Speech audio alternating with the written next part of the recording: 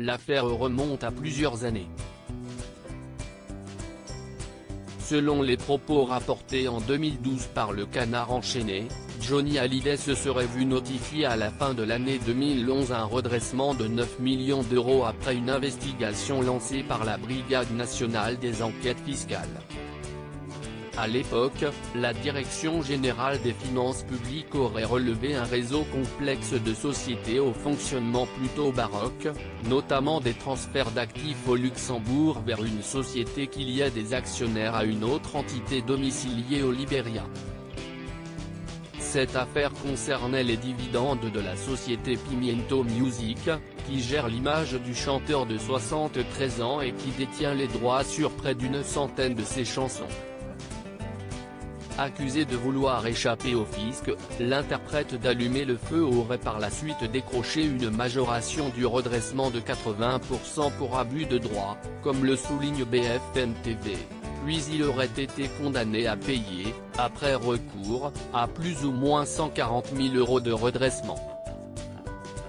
Dans un communiqué qui nous a été transmis le 14 février, l'avocat et conseil du chanteur, Maître Ardavan Amir Aslani, a catégoriquement démenti les allégations infondées publiées récemment dans la presse et selon lesquelles l'artiste aurait réalisé un montage d'optimisation fiscale jugé illégal par le fisc qui lui aurait notifié un redressement de 9 millions d'euros.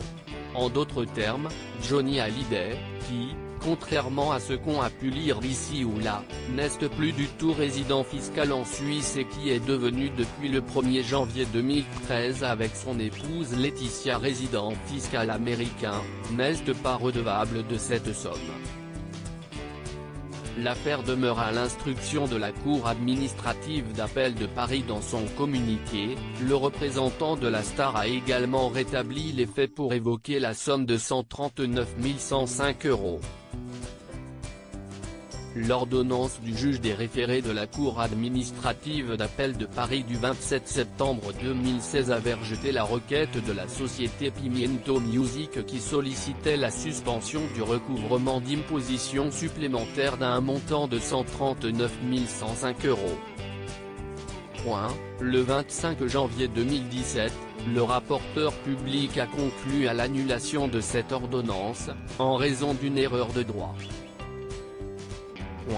Suivi par le Conseil d'État, dans son arrêt du 10 février 2017, il a par ailleurs conclu au rejet de la demande de suspension de la mise en recouvrement car la société n'établissait pas son incapacité à faire face aux impositions supplémentaires, lit-on. L'avocat conclut ainsi, sur le fond du litige, l'affaire demeure à l'instruction de la Cour administrative d'appel de Paris. En bref, si la somme pourrait être exigible, rien n'est dû à l'heure actuelle. Et pour ceux qui sont fans de la légende du rock et pas des ragots, le chanteur est au cinéma dans le film Rock'n'Roll, avec Guillaume Canet et Marion Cotillard, depuis le 15 février. Il sera prochainement à l'affiche de Chacun sa vie, le nouveau film de Claude Lelouch, et il sillonnera également la France l'été prochain avec ses deux vieux copains, Eddie Mitchell et Jacques Dutronc, avec qui il reforme les vieilles canailles pour 14 dates.